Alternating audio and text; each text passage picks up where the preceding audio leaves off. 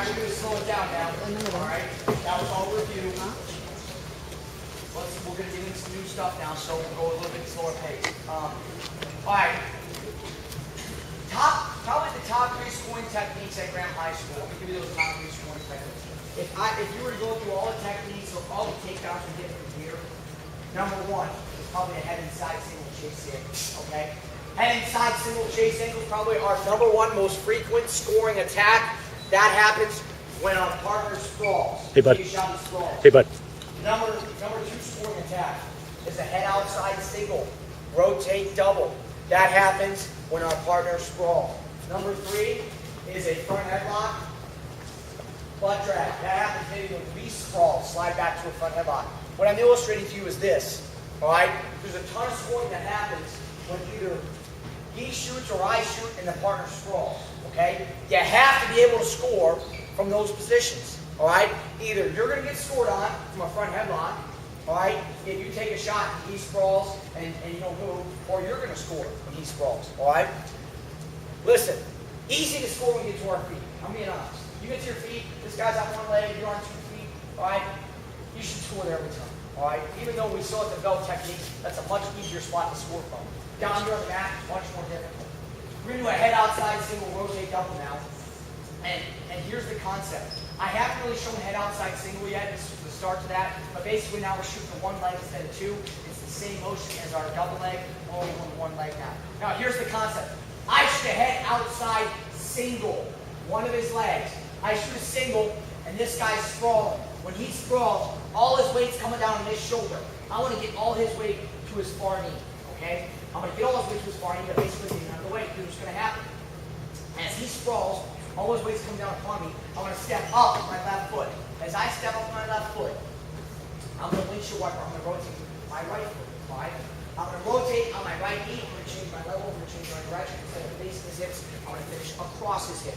As I finish this motion, I'm going to have an angle on my opponent. All his weight's going to be on his far knee. I'll be able to switch from a single to a double, and I'll drive. All right? Pretty simple. All right? We're going to start this on 2 knees. And you know what? When I have you start, I'm going to have the partner sprawl. And the hardest part for you guys to get, all right, is just staying in good position. I have to maintain good position, all right? If I don't maintain good position, I can't do a rotate double. If my head goes down, my butt goes back, I'm extended, I can't do it, I need you to be here. All right? I know everybody can be like I am right now. I'm on 2 knees, my hips underneath me, my head and my chest high. I get you out there with the partner, and you know what? That's where you guys can compromise. Turn into this. I can't do a rotate double from here. I have to be here. Defensive guy, I'm going to need you to pull your leg back and give him a decent reaction. Again, here's all I'm going to do. I'll show you without a partner, then we'll do it with a partner. It's going to make a lot more sense. And then we're going to come back in. I'll take the shots and finish. We're going to be on 2 knees. Our partner's going to be sprawled. We're going to be a head outside single. Now, I'm going to step up with my left foot. My left foot steps up. This foot really is what separates me from good and bad position. Is what gives me the ability to move and change direction. I'm going to pull off this foot and I'm going to rotate on my right knee. My right knee is a pivot point. I'm going to rotate on this right knee and my right foot is going to windshield wiper. Notice I change my direction. I windshield wiper my right foot. Left foot steps up! Windshield wiper the right foot, drop my butt to my heel. I'm going to get all his weight to his far knee. Now let's do it with a partner. Right? I'm going to be in a head outside single canter and my partner's going to sprawl. I want him to pull his leg back. He pulled his leg back. Perfect. Now notice, he didn't sprawl so much I couldn't do the move. He didn't sprawl so little that I could drive my feet. He's pulling his leg back. And when I finish this technique, he's going to end up just like he did on the head inside single chase angle. He's going to end up on 2 knees and a hand. Notice, my inside hand is my right hand. My right hand is going to go high. The top of his hamstring, bottom of his butt cheek. My outside hand is my left hand. My left hand is going to go low down here by his calf. As I rotate, I'm going to do this. I'm going to pull my elbow back to myself. I step up with my left foot. I'm going to rotate my right knee. I'm going to pull down. This is my position. Notice, I went from facing his hips, underneath him where he was sprawling, to now outside his hips, and my knee is pointed across him. Notice, my knee pointed across his hips. I get an angle. Yesterday, we did a double leg lift. I told you I wanted all his weight on his left foot. I wanted an angle to drive across his body. That's exactly what I'm doing here. I get all his weight to his left foot. I get my shoulder, my knee pointed across his hip. From here, I switch from a single leg, one leg. I'm going to take my hands from a single leg, one leg, to a double leg.